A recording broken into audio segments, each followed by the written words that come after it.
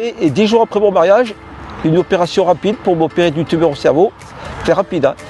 Et m'opérer, je ne vois plus. En 2005, en l'espace de 3-4 mois, j'avais une vision qui était moyenne. J'avais des lunettes et je conduisais. Et en l'espace de 3-4 mois, j'ai complètement perdu la vue. Je n'arrivais plus à lire. Je me déplaçais avec une canne blanche. Ouais. Roger, c'est le plus déconneur de la soupe. Enfin, du coup, Bon, j'ai fait du sport quand j'étais jeune, vous savez, comme tous les gamins, j'ai fait partie d'un club de sport, de foot, d'un sport de gymnastique aussi. Et après 20 ans, j'ai fait l'armée dans la brigade des sapeurs-pompiers de Paris. J'étais militaire pompier de Paris, à Paris, j'étais à Montmartre. Après, je me suis marié et 10 jours après mon mariage, une opération rapide pour m'opérer d'une tumeur au cerveau. C'est rapide, hein. Et m'opérer, je ne vois plus. Je ne vais pas rester sans rien faire, qu'au début c'était un peu dur. Je fais beaucoup de marches, beaucoup de marches, voilà. Et puis sur le journal, sur le Progrès, j'ai vu qu'il y avait Claire Fournier qui faisait le collectif pour chercher des personnes pour marcher, quoi. Comme moi, je me suis inscrit, j'ai téléphoné à la mairie, puis depuis j'en fais partie, depuis que c'est passé l'article au journal. mais attention, c'est pas très vite la vie. En fait, des fois, c'est pas vraiment des obstacles. Ouais, ils sont très difficiles. J'ai découvert en fait l'association sur les réseaux sociaux. Il y avait un marathon qu'avait fait Patrick et une photo était partagée et j'ai trouvé le concept sympa. Je savais pas s'il recherchait du monde pour de la marche étant donné que je ne cours pas et j'ai envoyé un message directement sur les réseaux sociaux en proposant mon accompagnement pour de la marche et ensuite donc j'ai été recontactée très rapidement. Et il n'y avait pas du tout de formalisme, elle a directement donné mes coordonnées aux non-voyants pour qu'on puisse communiquer en direct et voir en fonction des disponibilités, des leurs et des miennes, quand est-ce qu'on pouvait marcher. J'ai fait une première séance pour qu'on m'explique et qu'on me montre un petit peu comment ça fonctionne. Et en fait, c'était hyper fluide et ça m'a plu. Et j'ai marché avec Roger et Patrick et je me suis dit, ça peut être cool, étant donné qu'ils recherchent des personnes pour les accompagner à la marche, de les aider.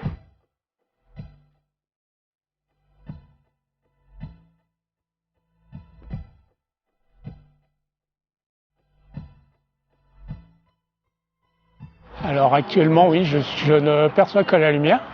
Donc on considère que je suis, au point de vue de handicap non-voyant, oui. Alors je me suis mis petit à petit au sport. J'ai commencé par faire du tandem en vélo. C'était un peu refaire une activité que je connaissais déjà. Un peu de natation, un peu d'escalade.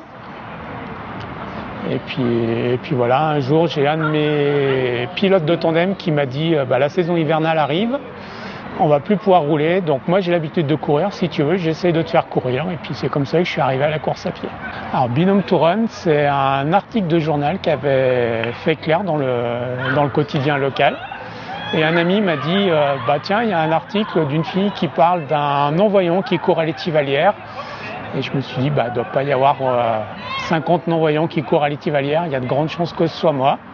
Et cette personne m'a donné les coordonnées de Claire qui étaient notées dans l'article et je l'ai appelée. Et vous êtes mis en relation et voilà. Puis vous ne vous quittez plus. Voilà, le jour où j'ai appelé Claire, elle m'a dit, c'est trop génial, si c'est toi que j'ai vu courir, le collectif il est un peu monté pour toi, grâce à toi. Donc voilà, je serais super contente que tu viennes nous rejoindre.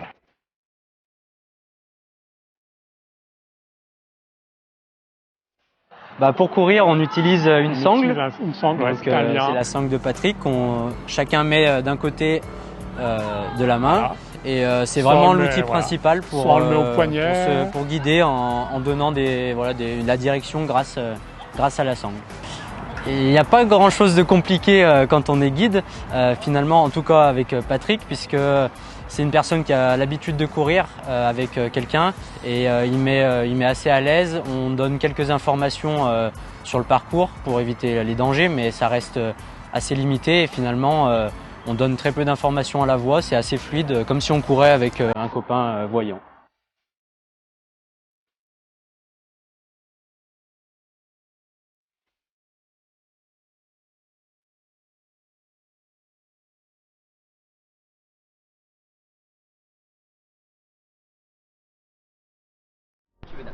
Allez, clap.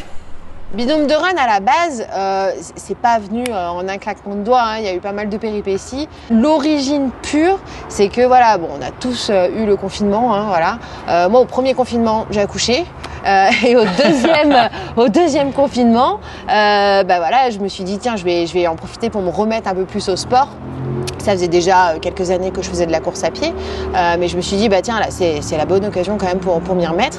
Et donc je venais régulièrement courir ici notre petite heure obligatoire possible de sortie, c'est ça. Tous les coureurs, je pense, adoraient cette heure de sortie. Et puis j'ai croisé par hasard, alors maintenant que je connais, hein, mais Patrick et son guide François. Si on se remet dans le contexte, quand moi je l'ai vécu, j'ai vu 2 personnes courir, j'ai vite compris que c'était un guide et un guidé. Ça se voyait, voilà. Okay. Ils étaient liés par une sorte de sangle, voilà. Mais ils n'avaient pas de t-shirt, ils n'avaient rien. Parce que tout de suite, je me suis dit, mais c'est l'anonymat, quoi. C'est ça. Ouais. Mais je me suis dit, j'aimerais faire comme eux, je trouve ça génial. Mais je sais pas qui. T'interromps pas des coureurs. Oui. Voilà. Difficilement, c'est vrai. Ouais. Et puis c'est un peu gênant, tu sais pas. Et on va dire que le vrai déclic de créer le collectif est venu de là. Après, l'envie, ça fait des années. Et pourquoi, justement, Binôme to Run, ça aurait pu être peut-être tourné vers un autre handicap? Pourquoi finalement la malvoyance ou la non-voyance? Ouais. Pour 2 choses, on va dire, principales. Déjà parce que c'est vrai que ça me touche personnellement. Moi, je suis quasiment aveugle d'un œil, l'œil gauche. Okay. J'ai eu un grave accident quand j'ai eu 2 ans. Le professeur Guin, qui est d'ailleurs le chef de service d'ophtalmologie à l'hôpital Nord, a pu me sauver mon œil gauche. Ouais. Donc c'est vrai que c'est anecdotique. Je suis une guide, mais qui voit pas totalement. Une guide. Mais c'est ça. je fais doublon.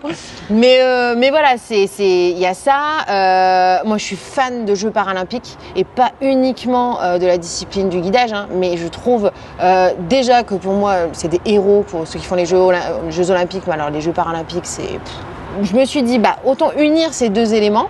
C'est pas une idée qui vient de moi, hein. Il y a un autre collectif justement qui s'appelle Courir en duo qui existe sur Lyon et Paris, qui pratique cette discipline. Mais à Saint-Étienne, il y a Handisport. Qui fait des choses, mais cette pratique vraiment de course et de marche guidée, ça n'existait pas. Donc je me suis dit, crée-le. Donc on comprend bien qu'effectivement c'est ton histoire personnelle qui te pousse finalement à aller vers Binôme to Run. Et donc tu concrétises finalement ce collectif en août 2020, c'est ça? C'est ça, début août. Ouais. Et aujourd'hui vous êtes combien? On est à peu près une 12aine de guides. Et on a un guide coureur et on a 5 guides marcheurs. D'accord, donc 2 disciplines complètement différentes. C'est ça. Au début, c'est vrai qu'on était vraiment axé que sur la course. Et en fait, très vite, on a eu des demandes de la part de guidés, donc de personnes mal ou non-voyantes, qui souhaitaient marcher. Parce qu'on va pas se mentir que c'est assez rare des personnes mal ou non-voyantes qui courent. Okay. Après, on était aussi ouvert à se dire, si on a des guidés qui souhaitent marcher pour après s'entraîner pour la course, pourquoi pas. Pour l'instant, c'est pas le cas, mais ça peut le devenir. Mais c'est vrai qu'on a voulu, autant pour les guides que pour les guidés, parce qu'on a par exemple des guides qui se sentent pas de courir, qui n'ont pas forcément non plus l'endurance pour courir. On demande pas un niveau de fou, mais on demande quand même un niveau de pouvoir aller courir au moins 1 heure en parlant, en aisance respiratoire. Okay. Ça dépend si la personne veut faire des courses officielles ou non. Si par exemple quelqu'un veut faire des courses officielles, on va leur demander d'être aux alentours des 5-30 km. Voilà, après on rentre dans des trucs un peu plus techniques. Mais moi par exemple qui a un niveau honnêtement totalement moyen, je suis sur du 9-10 km/h de moyenne, hein, voilà. Okay. Je me suis dit ça va être l'opportunité aussi de pouvoir trouver d'autres guides qui eux seront plus compétents pour faire monter en performance Patrick par exemple en coureur.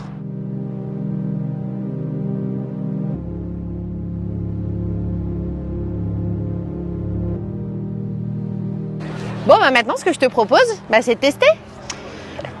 J'y vais, mais j'ai peur, Claire. Mais moi, au départ, je voulais être guide, hein, quand même. Et oui, mais justement, pour être guide, il faut justement encore plus comprendre nos guidés. Donc, tu vas voir, ça va être une bonne sensation. Je risque de pas voir grand-chose. Là, ce qu'on va faire, on va aller sur la piste. Ok. Alors, là, tu as montante, voilà. Tu as tout de suite. Donc là, on est d'accord que tu ne vois rien du tout, hein. Ouais. Alors franchement, c'est quand même assez, c'est déstabilisant, assez c'est étrange, normal, hein. assez déstabilisant. Là, tu as une petite marche montante. Ok, montante. Ici. Ok. Oui, d'où l'importance de dire marche montante ou descendante. Okay. Attends. C'est bon.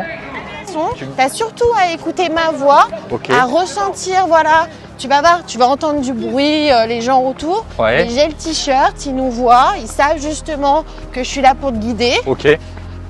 Donc, ça, c'est vrai que c'est plutôt bien cette formule de t-shirt. C'est ça, le t-shirt, c'est vraiment le C'est très visuel. Tout à fait. C'est visuel autant pour les personnes, pour qu'ils puissent comprendre effectivement qu'on est guide. Ouais. Il y a l'aspect aussi communication.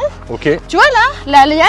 Ouais. Là, normalement, on fait voilà, un petit virage sur la gauche, puisqu'il y a la piste qui tourne. Ok. Mais avec la petite sensation de liane, tu sens, tu vois, si par exemple je te tire, oui. et tu vois, dans l'autre sens, c'est pareil. Ok. Mais de toute façon, pour une séance d'essai, on n'est pas du tout dans de la vitesse, on est plus dans des sensations. Ok, ouais, mais c'est vrai que... En fait, c'est pour se rendre compte, quand tu as les personnes dans la vie qui sont voyantes, tu as toujours cette notion de confiance que tu n'oses pas franchir. Là, tu n'as pas le choix de nous faire confiance. Oui, c'est vrai que c'est le lâcher prise un peu, hein, quelque part. Ça.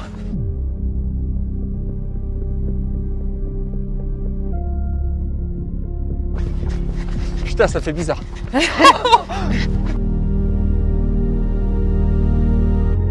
Et vous l'avez vu aujourd'hui avec ce sujet, l'association ou le collectif Binôme to Run a besoin de volontaires.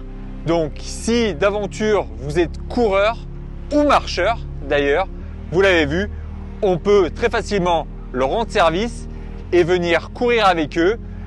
Je vous propose de venir les rencontrer et rencontrer Claire qui était avec nous aujourd'hui.